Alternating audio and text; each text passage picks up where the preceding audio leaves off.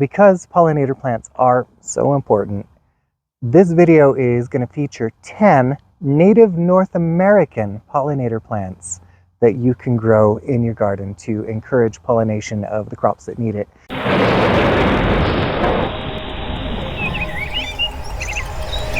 Pollinator plants can be an essential part of an ecosystem. They can improve your garden yields while also attracting beneficial insects like predatory wasps and hoverflies. And you can take that benefit from pollinator plants and turbocharge it if you make sure that at least some of your flowering plants are native to your region.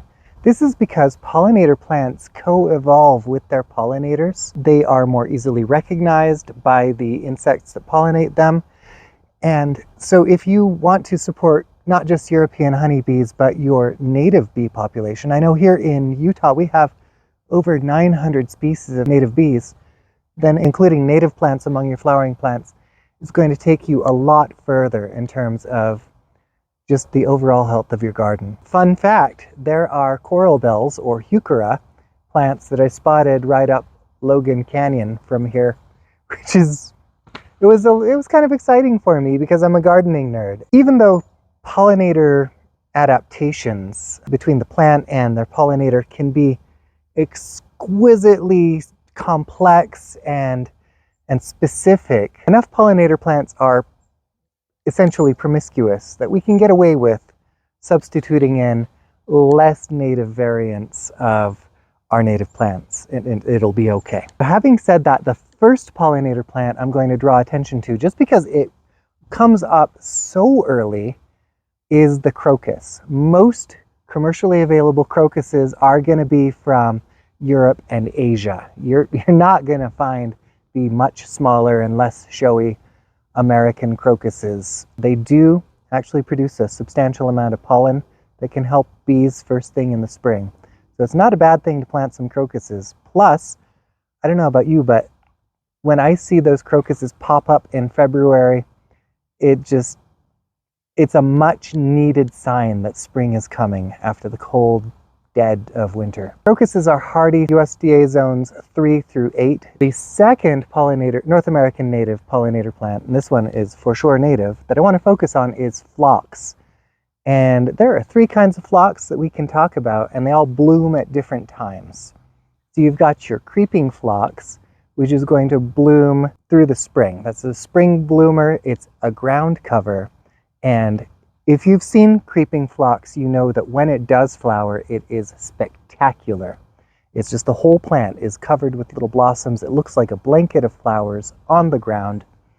And each of those flowers is an excellent early source of nectar and pollen for pollinators. So your native bees will thank you for planting it. Now, the phloxes generally are not native to where I am.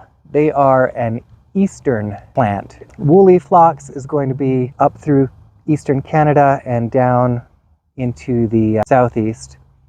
And then Phlox paniculata, which I've got right there, is going to be more of a central latitudes of the eastern United States. And then creeping phlox has just a little bit more range along the east as well. So it's not native to here, but it is a more promiscuous flower, and I've seen lots of butterflies and bees take advantage of those blossoms. Creeping phlox is hardy zones 3 through 9, while tall phlox is going to do better in zones 4 through 8. Downy or prairie phlox, not woolly phlox, I said that wrong, is going to be hardy zones 4 through 9. And the thing about prairie phlox is that it does have a different bloom time. So your creeping phlox is going to be earlier in the spring.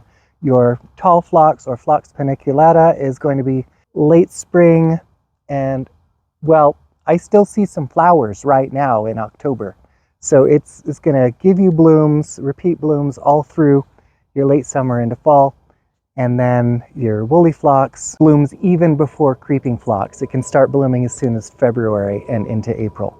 So if you even just did one of each kind of phlox, you'd have flowers from your last frost to your first frost. Another flowering perennial that I think is well worth considering adding to any garden where it will fit is going to be the coneflower or echinacea. That is another native to the eastern prairies of North America. I think you might find it up into some parts of Canada. Even though it's not native to here, it's another promiscuous pollinator plant, so it's going to be just putting it out there for anyone who comes by, especially bees. The thing about echinacea is it just grows so well in so many environments. It's semi-drought tolerant to extremely drought tolerant, depending on what you consider a drought. Its flowers bloom starting in April and going through September.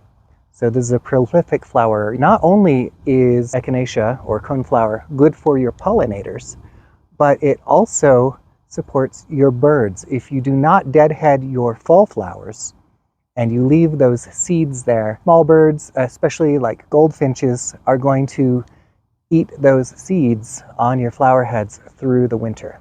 So it's a really great way to encourage all sorts of wildlife in your garden. The fourth plant I want to talk about is milkweed. The specific species of milkweed for right here would be showy milkweed, Asclepsia speciosa. Now when it comes to milkweed, and you know that's a pollinator plant that is a host plant for caterpillars of the monarch butterfly, it is very important that you plant milkweed that is native to your area. So here I would plant Asclepsia speciosa or showy milkweed, but if you are further east, you are probably going to be more likely to benefit from planting common milkweed. If you plant milkweed that is native to your region, you are going to be more likely to not have to worry about its zone hardiness because you got it from your zone. It is very easy to collect milkweed seeds from milkweed that you find growing in the wild. Showy milkweed for my region is going to bloom May into July. The fifth one, Clematis. Now Clematis does have some native species throughout North America, but most of the time you are not going to find your native species. They're really hard to see growing in the wild. Please don't tromp through the woodlands and damage habitat to get them. It's okay if you plant Clematis, if you plant commercially available Clematis. Nobody's going to get mad at you. I did just recently collect some western white Clematis during a hike. I often come home with pockets full of seeds. So the flowers, again, are good for pollinators, including hummingbirds. And then after it's finished blooming, if you leave the fluffy seeds on the plant, those seed tufts are really great for lining bird nests. The western white Clematis that I collected can become intrusive. I'm not going to call it invasive because it's native, but your neighbors might get mad at you if you grow it because it spreads quite readily from those fluffy seeds. Depending on your cultivar of Clematis, that's really going to determine when you have flowers. Just a quick tip, keep their roots cool. They like sun on their leaves and shade on their roots. Number 6 is I want to talk to you about Scarlet Gilia.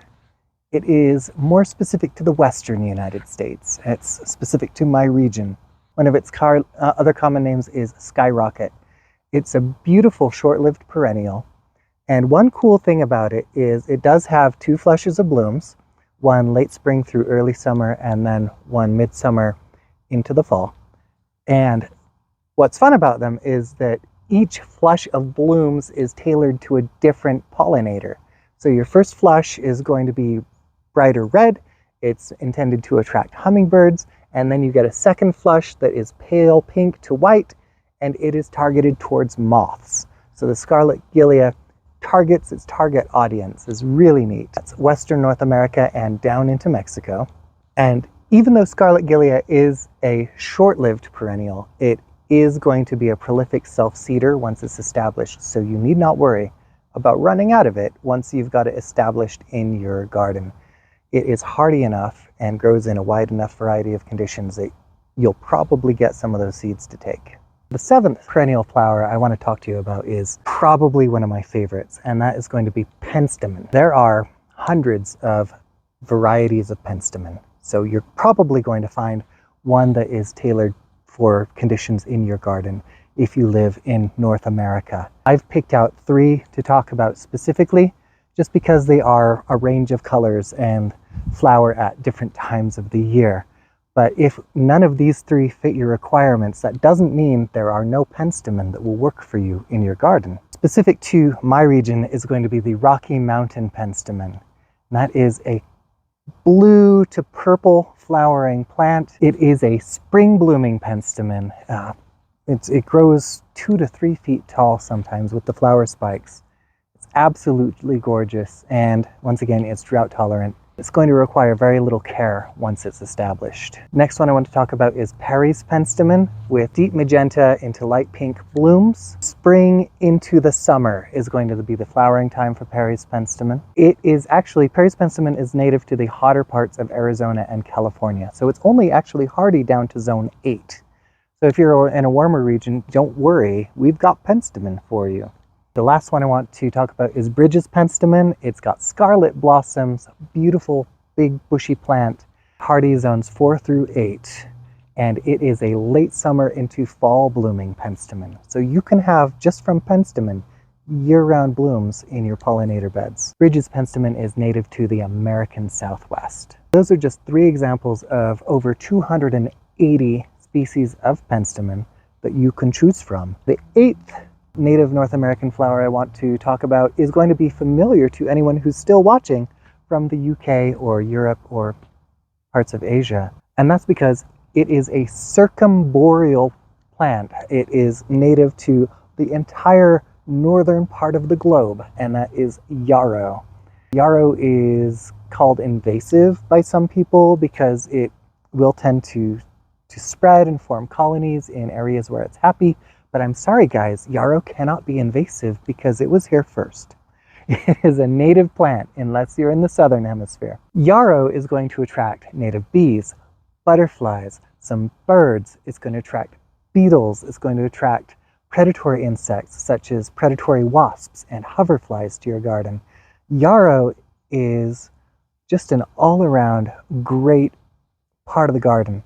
I believe there are some cultivars of yarrow that have broadened their blooming window a little bit and have added colors. My native yarrow here is just white, which is fine, but maybe it isn't going to appeal to everyone. But I've seen bright red and orange and yellow cultivars of yarrow that are available commercially. So you're going to have a lot of fun with it if you play around. It is extremely drought tolerant. It tolerates the cold, it tolerates the heat. It is an amazing plant as long as you don't consider it a weed. Number 9 on my list is Goldenrod. Goldenrod gets a bad rap because some people believe that it causes their hay fever in the fall. They see all those beautiful bushy yellow flower spikes on those plants and they're like, you are the reason I am sneezing. That is probably not true. While it is technically possible to be allergic to the pollen of goldenrod, it is a sticky pollen. Goldenrod uses pollinators. It's not a wind-borne pollen, and those are the kinds of pollen that usually get us if we're allergic. You're probably allergic to ragweed if you have those fall allergies, and it's just because goldenrod is so showy and ragweed is so not, we see the goldenrod and it takes the blame. Goldenrod is another one of those plants that is going to attract a broad range of pollinators in the fall because it is going to flower right up until frost. So it can be kind of that last source of pollen and nectar in the year. It will start blooming in August. There are native goldenrods in most parts of North America, with just a few exceptions. Goldenrod, being so cosmopolitan in North America, is hardy to zones 2 through 8. It's a really great plant if you're not deep in the south. Lastly, number 10, I want to talk to you about perennial sunflowers. Did you know that there are perennial sunflowers? I know most of the big ones that we grow for seeds that we eat are annual sunflowers. Perennial sunflowers, the flowers themselves are really great for supporting native bees. They're another promiscuous flower, so they have a lot of nectar and pollen available for any bee that comes by. But the seeds on perennial sunflowers are also going to do a really great job supporting your native birds in the fall. Helianthus maximiliani, or Maximilian's sunflower, is widely available commercially. It is a perennial sunflower. You're going to get the flowers for the pollinators, you're going to get the seeds for the birds, but another great example of a perennial sunflower is the sunchoke. Sunchokes are a perennial sunflower. Flowers for the pollinators, seeds for the birds, tubers for the gassy gardeners.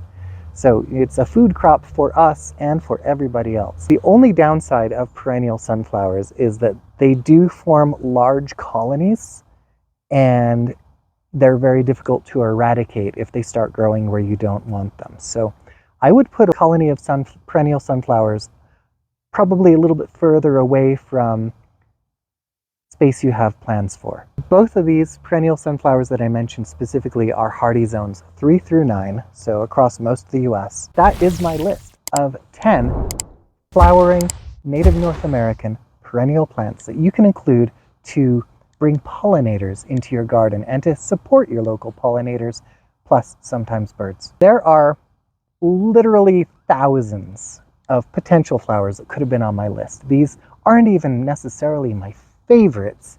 They're just 10 that I picked. If you had all 10 of these flowers, there would be no unfrozen month in your garden in which there wasn't something blooming. I'm including some resources down in the comments, including a link to a Xerxes Society website. They really love insects, the Xerxes Society. They're all about preserving native insects, and they have made a series of fact sheets divided by region that you can find hundreds more plants from that resource. Also, you should check out your local land-grant university.